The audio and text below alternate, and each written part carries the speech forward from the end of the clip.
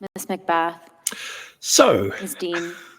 Ms. at Dean Jim votes aye. Jordan's Ms. Escobar. nonsense hearing, whatever it is, Ms. Ross. into Merrick Garland, Jim Ms. Jordan Bush. disappeared during the Mr. Ivey. embarrassing moment Mr. where Ivey votes his aye. Ms. own Ballant. behavior Ms. Ballant votes and aye. actions were the subject of everything. Jim Jordan is, can I check? Oh, he's not yet returned. May he return. May Jim Jordan return as the Dems continue. Mr. Roy. Literally. Mr. Roy votes no. I think I see a man without a jacket. Jim Jordan has returned. So let's see, this is in real time we're doing it, how it plays out now. But some of these same questions about his own behavior and his own... Mr. Chairman, there are 5 ayes and 12 noes. And his own wish to have certain amendment audio not adopted. and video not shared. Gentlelady from Pennsylvania is recognized. Mr. Chairman, I have an amendment at the desk. Clerk report. Point of order reserved by the gentleman from Virginia. Amendment to the amendment and the nature. Objection, the amendment be considered as read. The gentlelady from Pennsylvania. I object. It's brief. Clerk report, no problem. Amendment to the amendment in the nature of a substitute to the committee report for the resolution recommending that the House of Representatives find Merrick B. Garland in contempt of Congress for refusal to comply with the subpoena duly issued by the Committee on the Judiciary offered by Ms. Dean of Pennsylvania on page 3 after the paragraph ending, quote, when his son Beau died, unquote, insert. However, it is in fact false that President Biden could not remember when his son died. In the transcript of President Biden's interview with Robert Hur, President Biden clearly recalls the date of his son's death, saying, quote, what month did Beau die? Oh God, May 30th, unquote. Gentlelady is recognized. I thank you, Mr. Chairman. My amendment corrects the record regarding the president's recollection of his own son, Beau Biden's death. And I saw in this markup today a welling up of decorum and decency and doing what is right. Just moments ago, you missed it, Mr. Chairman. And so I would think this will be an amendment that all of us can agree upon. It's an amendment about decency and facts and getting the record straight. As I pointed out when Mr. Hur was before us, President Biden clearly recalled the month and day his son passed. As on page 82 of the transcript, the complete transcript of his 5-hour deposition, he says, what month did Beau die? Oh God, May 30th, end quote. I find Mr. Hur's mischaracterization of that exchange in a government report to be inaccurate, grotesque, and gratuitous. That was nothing to do with the task he was given. It was just a free shot at a father grieving the grievous death of his son. Even more distasteful are Republican attempts to repeat that mischaracterization for political ends. Everybody in this room, everybody in this House must do better. But I suppose, you know what? Indecency is too often the point here. Finally, I'll note that in addition to his gratuitous and misleading statements concerning Mr. Beau Biden's death, Mr. Hur also determined on behalf of DOJ that President Biden would not be prosecuted for improperly storing sensitive documents because, in truth, the same cannot be said for Donald Trump. That's all the unrest on the other side.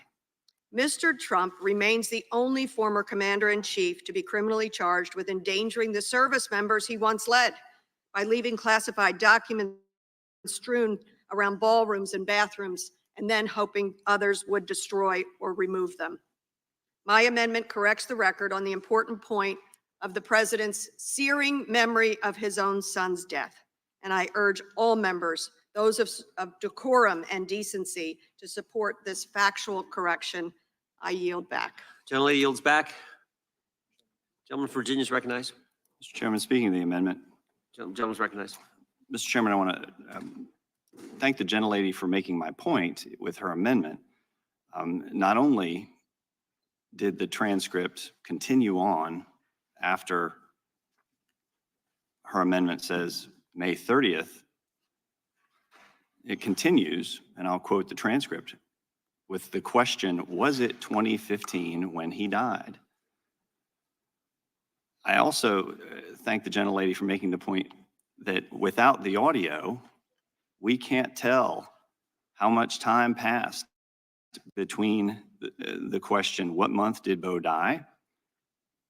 and the words, "Oh God," the words May 30th, and how it was intoned, because he followed that with a question. Was "Oh God, May 30th" intoned as a question? We don't know because we don't have the recording. It's exactly why we need it.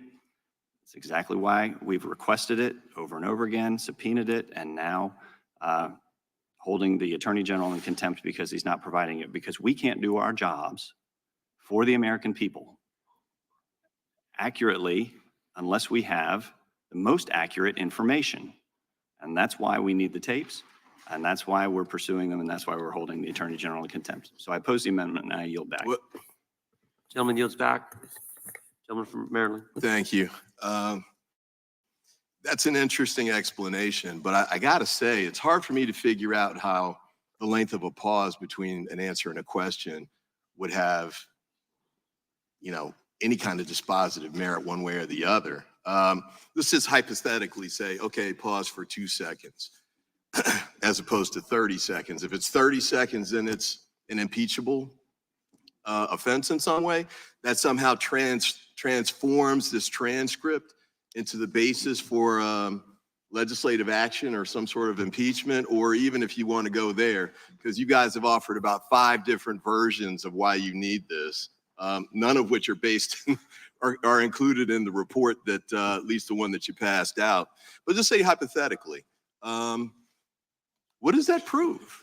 The comments about the demeanor evidence, which I think are equally problematic, because again, nobody's asserting, and certainly Hurd didn't assert that he thought Mr. Biden's answers were deceitful or disingenuous or anything like that. But the issues that you all have raised as potentially the basis for impeachment of some kind have nothing to do with when his son died or not. So it's just hard to figure out where you're trying to go with this from a legitimate standpoint. Now, I'm not questioning anybody's integrity over there, but I mean, there is this sort of obvious alternative track where it would be, they want the audio tape so they can use it, maybe not them personally, but somehow it might end up in a video, maybe a campaign video, maybe an election video that supports President Trump's effort to be reelected in his race against President Biden. I got to say, that sort of makes more sense than the explanations I've heard from the other side. And, the legislative purpose issue, which I really haven't had much of a chance to touch on yet, but we can do it now. The Supreme Court said one of the bases of oversight in seeking this information is there's a legitimate legislative purpose for getting it. And I'm not seeing the legitimate purpose that isn't served by the transcript. Because if you have the transcript and you have and it's a verbatim transcript, and as I said earlier, nobody over there is asserting that somehow the court reporter doctored it, fabricated it, did anything wrong with it, anything like that. As far as I know, nobody's made an inquiry with respect to the court reporter to ask her, if she did something, inappropriate. And certainly Mr. Hurd, who came in here and testified, and you could have asked him about that. He never said anything about a doctored transcript either. So I'm not seeing where you're going with the this. gentleman yield. I will. Does the gentleman agree that the amendment is incomplete when it does not include the question that follows that statement of May 30th? I mean, I don't think so, but I mean, she might be open to you offering an additional amendment to add language if you want. But the bottom line is, from the standpoint of at least having a fuller transcript, because there's no doubt that the way the report was written, at least the one that, I don't know what the final one's going to look like because we don't know, we don't have it yet, but it's about as one-sided a document as you can get. And so from the standpoint, and I'll say this again, because this is going to be the basis, we went through this on the Hunter Biden version of this as well. This is going to be what we sent to the court, and I hope the Department of Justice does take this to court, because I want to see it litigated. I want to see a judge rule on this. because I think the majority is way over the line and the way it's abusing the authority here. But I'm really not seeing the reasoning behind why it's so critical to have the audio tape in a way that's not, not addressed by the actual transcript, which again, nobody has questioned its accuracy. Nobody has questioned, that it was doctored or in any way. Well, actually, somebody did sort of throw out that assertion on the fly, but there's absolutely no factual basis for it. Nothing certainly that was sustained by Mr. Herr, who again was here, testified, and y'all could have asked him about it, but nobody did. So not saying anything about bad faith here, but the only explanation for why you all are making such a big deal about this is that you want the audio tape and it might turn up in campaign ads down the road in the race for president. And with that, I yield back. Gentleman yields back. Question occurs on the amendment offered by the gentlelady from Pennsylvania. Those in favor say aye. Those opposed, no. No. Opinion of the chair, the noes have it. The gentlelady requests a recorded vote. Clerk, call the roll. Mr. Jordan? No. Mr. Jordan votes no. Mr. Issa? Mr. Gates? Mr. Biggs? Mr. McClintock? Mr. Tiffany? Mr. Tiffany votes no. Mr. Massey? Mr. Roy? Mr. Roy votes no. Mr. Bishop? Ms. Spartz? Ms. Spartz votes no. Mr. Fitzgerald? Mr. Bentz? Mr. Bentz votes no. Mr. Klein? Mr. Klein votes no. Mr. Armstrong? Mr. Armstrong votes no. Mr. Gooden? Mr. Van Drew? Mr. Nels? Mr. Moore? Mr. Moore votes no. Mr. Kiley? Ms. Hageman? Ms. Hageman votes no. Mr. Moran? Ms. Lee? Ms. Lee votes no. Mr. Hunt? Mr. Fry? Mr. Nadler? Aye. Mr. Nadler votes aye. Ms. Lofgren? Ms. Jackson Lee? Mr. Cohen? Mr. Johnson? Mr. Johnson votes aye. Mr. Schiff? Mr. Swalwell? Mr. Liu? Ms. Jayapal? Mr. Correa? Ms. Scanlon? Mr. Neguse? Ms. McBath? Ms. Dean? Ms. Dean votes aye. Ms. Escobar? Ms. Ross? Ms. Bush? Mr. Ivy? Mr. Ivy votes aye. Ms. Ballant? Ms. Ballant votes aye.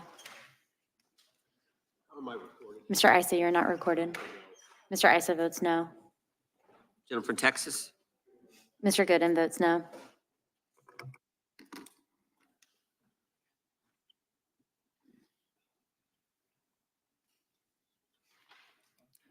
Clerk will report.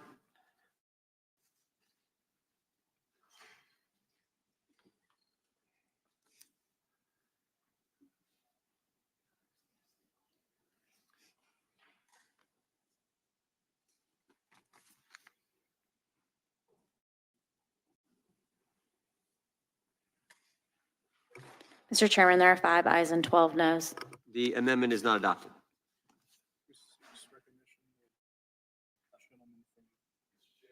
Gentleman from Maryland is recognized. I have an amendment at the desk. Clerk will report. Point of order reserved by the gentleman from North Dakota. Amendment to the amendment in the nature of a substitute to the committee report for the resolution recommending that the House of Representatives find Merrick B. Garland in contempt of Congress. Without objection, the amendment is considered as read. The gentleman is recognized to explain his amendment. Thank you, Mr. Chairman. I offer this amendment just to walk through it briefly. This goes to the issue of the distinctions between the case against Mr. Biden and the case against Mr. Trump. There have been multiple allegations today about, from the Republican side, that somehow the Department of Justice gave favorable treatment to President Biden. But I wanted to offer this amendment to make sure the record is clear, and also to make sure not just that the record of the discussion today is clear, but also that the report that ends up being sent forward and I think is going to be the lead document if this gets to court. And again, I hope it does. But I think it balances out the one-sidedness, or helps to start and move it in that direction of the report that the committee has floated, the Republicans have floated. There are, on this point, Special Counsel Herr, who testified here and said this in the report as well. Several material distinctions between Mr. Trump's case and Mr. Biden's are clear. There are serious aggravating facts in the Trump case, most notably after being given multiple chances to return classified documents to avoid prosecution. Mr. Trump allegedly did the opposite. According to the indictment, he not only refused to return the documents for many months, but he also obstructed justice by enlisting others to destroy evidence and then lie about it. In contrast, Mr. Biden turned in classified documents to the National Archives and the Department of Justice, consented to the search of multiple locations, including his homes, sat for a voluntary interview, and in other ways cooperated with this investigation. And the final point here, I think, is that unlike the deliberative acts of former President Trump to retain and conceal classified materials from the federal government, Special Counsel Herr found likely inadvertence and or mistake. And so we go on to quote some of the language from his report as well. We find the evidence as a whole insufficient to meet the government's burden of proving that Mr. Biden willfully retained the Afghanistan documents in the Virginia home in 2017. For other recovered classified documents, the decision to decline criminal charges was straightforward. The evidence suggests that Mr. Biden did not willfully retain these documents and that they could plausibly have been brought to these locations by mistake. Unlike President Biden, Donald Trump intentionally and flagrantly took and concealed highly classified documents.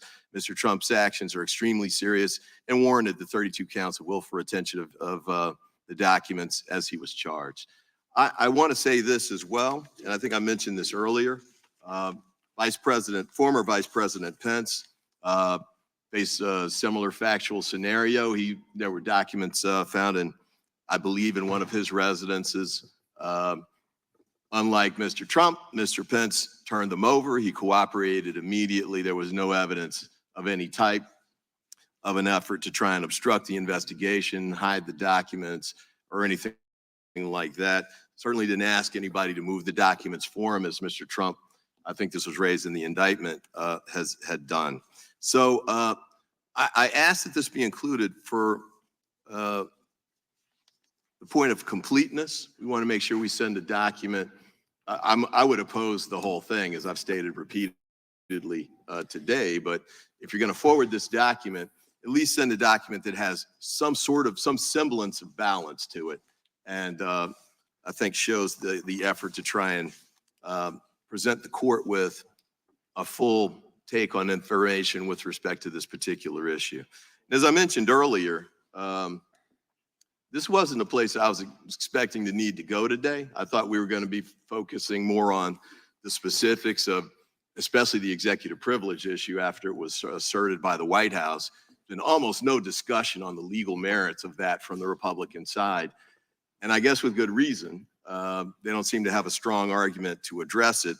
But since you brought this up, since you brought up the Trump contrast with Mr. Biden and sort of coupled it not only with allegations of misconduct by the overall Department of Justice, but specifically Mr. Herr, who I don't necessarily agree with everything he wrote, but I certainly am not going to sit here and essentially slander him for, trying to be unfair, tilting the system, trying to cover up for the president. None of that is merited, and I don't think there was anything about the report or his testimony that he presented here that would support that. So, and with that, I yield back. Gentleman yields back. Gentleman from North Dakota is recognized. Strike the last word, in opposition to the amendment, but it almost passively aggressively proves the point. This wasn't substantially similar to Vice President Pence. It wasn't substantially similar to Donald Trump. We have a 40-year history of keeping classified documents, 40 years. Why the audience is reading classified